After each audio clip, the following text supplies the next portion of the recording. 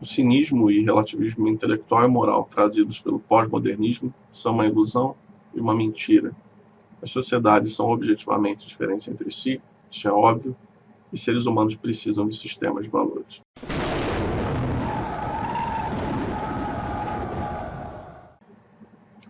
Hoje eu vou falar sobre o professor Jordan Peterson, um professor da Universidade de Toronto, no Canadá. O Jordan é psicólogo clínico e também professor de psicologia.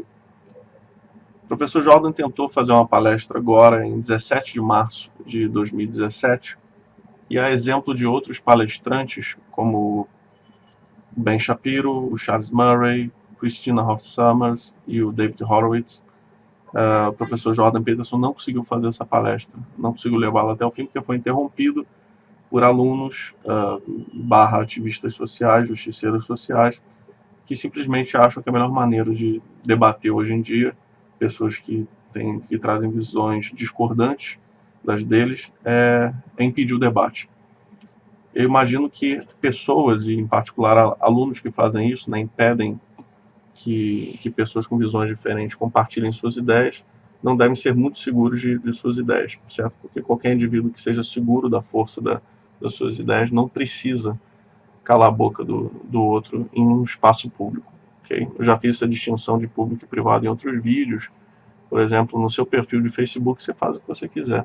Agora, num espaço público, especialmente num evento público presencial, você interromper e até provocar ferimentos físicos, como já aconteceu com a colega do Charles Murray no evento aí recente, ficou com o pescoço paralisado por um dia ou 48 horas. Isso de fato quando você chega a esse ponto, o ponto da violência, é porque o ponto do debate acabou. Voltando para o professor Jordan, o que ele diz é o seguinte, que os sintomas são esses, que eu coloquei de forma geral aqui. Agora, o que está por trás dessa situação seria exatamente, segundo ele, um buraco de valores em que a gente teria caído, em que nós teríamos caído, a sociedade ocidental em particular teria caído. E quando eu digo mundo ocidental, a sociedade ocidental, estou me referindo particularmente à Europa Ocidental, países como Alemanha, França, Itália, Inglaterra, Portugal, Espanha, e também, claro, América do Norte e América do Sul. Então, particularmente esses países, e claro, o Brasil integra o que a gente pode chamar de cultura Western Culture, ou cultura do mundo ocidental. O que é essa cultura? Ela é definida muito claramente em separação de igreja e Estado. Então, mesmo quando começam aquelas pessoas histéricas, e lembram vocês que eu sou ateu, a dizerem, porque a bancada evangélica no Brasil, blá, blá, blá, blá. E aí falam disso como se fosse possível criar uma falsa equivalência entre o que acontece, por exemplo, aqui no Brasil, ou mesmo nos Estados Unidos, e o que acontece numa teocracia islâmica como a Arábia Saudita, certo? Que é oficialmente uma teocracia islâmica. Ou mesmo o que está acontecendo com a Turquia, que eu visitei em 2012. Né? Em 2012 a Turquia era um país muito mais secular, ou seja, bastante mais ocidentalizado, por assim dizer, e hoje a Turquia está se tornando nesse momento, com Erdogan, uma teocracia islâmica. O Erdogan está usando a sua população como se fossem, está usando seus próprios cidadãos turcos como se fossem bombas biológicas, certo? Ameaçando a Europa de soltar, como se fosse abrir a porteira e soltar a boiada, certo? Ele está usando seus cidadãos como armas biológicas, o que mostra e indica o quão bem ele pensa dos próprios cidadãos, certo? E o quão a imigração maciça é algo bom. Enfim, isso é outra história, embora esteja relacionado com esse vídeo.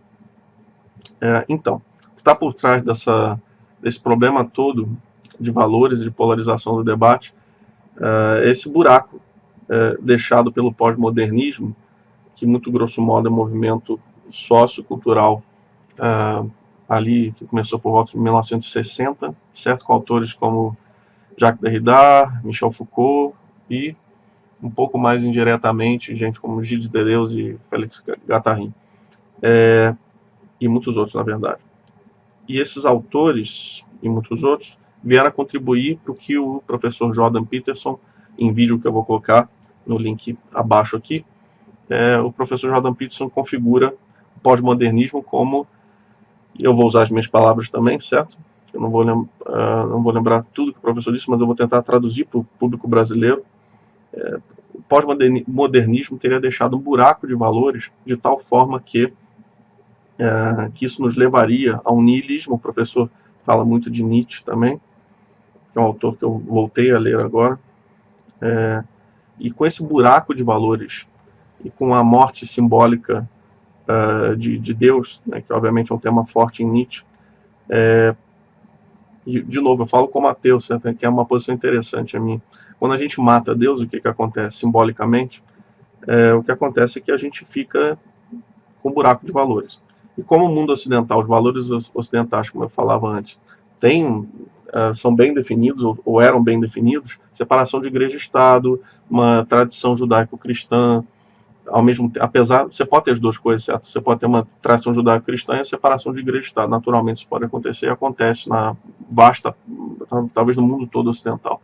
Nós não temos teocracias no Ocidente, não temos teocracias. Temos grupos religiosos afetando a política, mas isso é completamente diferente do que acontece no Oriente Médio, por exemplo. Então, separação de igreja e Estado, coisas que definem o mundo ocidental, a civilização ocidental. Separação de igreja e Estado, uma tradição judaico-cristã que afeta a nossa cultura, no mínimo, a nossa moralidade, a nossa visão sobre valores, a importância do indivíduo sobre o coletivo, a importância do indivíduo sobre o Estado em particular, certo? Que seria a coletivização das individualidades, a representação dos indivíduos de maneira formal, que seria o Estado, e claro, dentro do Estado você tem o governo, tem estrutura política, livre mercado também seria um valor clássico da civilização ocidental, e liberdade de expressão, livre mercado e liberdade de expressão. Todas essas coisas são valores, e eu não estou usando a palavra valores à toa aqui, valores ocidentais clássicos e muito valorizados, e muito importantes, muito caros à sociedade ocidental. Bem, com o pós-modernismo, o que aconteceu? Como diz o professor Jordan Peterson, o que aconteceu foi o início de uma desconstrução de valores e de narrativas. Como dizia Foucault e o Derrida também, algo nesse sentido, a linguagem seria opressora por definição. O que eles querem dizer com isso? Querem dizer que quando você abre a boca para falar algo, você já está recortando a realidade e oprimindo alguém ou algum grupo. Isso, obviamente, é verdade em boa medida. Toda vez que a gente fala, toda vez que a gente estabelece uma narrativa ou que a gente cria um sistema de valores, e a gente caminha de volta aos valores, a gente está, por definição, restringindo a realidade, associando valores bons e valores ruins a determinadas atitudes, e com isso a gente está criando um grupo que vai ser mais bem visto na sociedade em um determinado contexto, e um grupo que vai ser mais mal visto. Agora, a questão é que eles fazem essa crítica, primeiro, muito mais específica ao Ocidente. Por quê? Porque, como diz o professor Jordan Peterson, o próprio pós-modernismo e a maioria dos autores pós-modernistas, se não são marxistas ou comunistas, são amigáveis com o marxismo e com o comunismo, certo? Então já tem aquela herança, né, de crítica ao Ocidente, de querer, ou no limite, querer destruir a civilização ocidental, destruir a família burguesa, que está no segundo capítulo do Manifesto Comunista, e no livro A Propriedade Privada e o Estado, a Origem da Família, a Propriedade Privada e o Estado, do Engels, que escreveu o Manifesto Comunista com Marx. Há esse livro aqui também, que eu ainda estou lendo, o Anti-Édipo, década de 60 ou 70, Deleuze e Guattari. Eu faço as minhas anotações extensamente. Aqui são várias coisas interessantes. Nesse livro aqui, eles falam, os dois autores, o Guattari foi filiado ao Partido Comunista, o Deleuze também amigado com esses movimentos. Os dois falam muito duramente sobre a família burguesa, por assim dizer, que é a família nuclear, pai, mãe, filho, certo? Como uma estrutura patriarcal, fascista, e que é a própria manifestação do capitalismo, tal. Moral da história. O pós-modernismo, por um lado, tenta destruir a noção de narrativas e da própria lógica do logos, como diz o professor Jordan Peterson, que o logos seria falogocêntrico ou falocêntrico, remeteria ao patriarcado, né, ao masculino oprimindo o feminino. Agora, a ironia é essa, que ao mesmo tempo que o pós-modernismo se pretende, de acordo com Jordan Peterson, um movimento de tentar indicar que toda e qualquer narrativa, que a linguagem é opressora, e com isso fazer uma crítica generalizada a tudo, na verdade o que acaba fazendo é uma crítica muito específica aos costumes, à civilização, aos princípios ocidentais. Por quê? Porque a maioria dos seus autores, como diz o Jordan Peterson, é amigado ou são diretamente marxistas, comunistas, da tradição de esquerda, por assim dizer. E, mais importante ainda, como diz o Jordan Peterson, é impossível, no nível prático, uma pessoa ficar nesse buraco de valores completo, né, nesse vácuo, nesse buraco negro de sistemas de valores. Então, o que o pós-modernismo prega é meramente teórico e, no nível prático, é absolutamente impossível. Ou seja, o que acontece com esses autores, é aí que está o pulo do gato mais importante que o Jordan Peterson dá. Segundo ele, o que acontece é que, ainda que na teoria o pós-modernismo pregue vamos abolir todos os valores porque a linguagem é opressora, não sei o que e tal, e no entanto, é claro que o ser humano necessita moldar a realidade, estruturar a realidade para que possa organizar-se em sociedade, certo? Organizar seus valores, organizar a sua própria vida. E aí a grande ironia e falha abissal, terrível aí do pós-modernismo, é impossível o ser humano estruturar a sua vida e, portanto, a sociedade também sem sistema de valores. Esse niilismo, esse buraco negro não leva a lugar nenhum. Leva a uma tristeza, a uma depressão, a problemas psicológicos no nível individual e no nível social maciço leva a problemas gravíssimos, né, de histeria, de elevação de psicopatia até, do narcisismo, que já acontece também com o incremento das tecnologias digitais, síndrome histriônica de personalidade, eu já escrevi sobre isso, sobre o narcisismo, tão em alta nas últimas 2 décadas em particular. Bem, então, segundo Jordan Peterson, como o pós-modernismo, no nível pessoal e intelectual até, só serve como exercício intelectual, porque na prática é impossível assumir uma posição de um buraco completo de valores morais. O que acontece é que esses autores, como na maioria, exceção, por exemplo, do Noam Chomsky, que é um crítico do pós-modernismo e é um marxista, é um anarco-socialista ou socialista, segundo o próprio. Com raras exceções, o pós-modernismo é essencialmente um movimento que bebe da fonte do marxismo, socialismo, comunismo e ideias afins. Então, o que acontece é que, como o pós-modernismo, como posição prática, é insustentável, o que acontece? Esses autores, e eu incluo até, não só esses autores, mas outras pessoas que se consideram pós-modernistas e propagam esses valores, as pessoas acabam, por necessidade, porque precisam ter um sistema de valores, voltando para o quê? Para um neomarxismo, como diz o professor Jordan Peterson. Okay?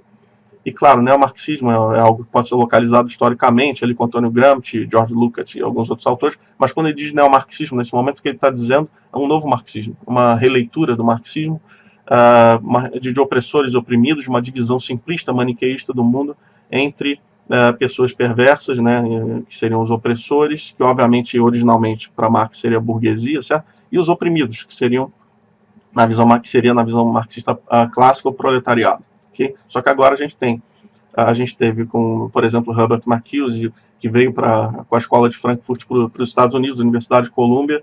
A gente teve a criação ali, com ele e outros grandes autores da escola de Frankfurt, todos ou quase todos marxistas ou amigáveis às ideias,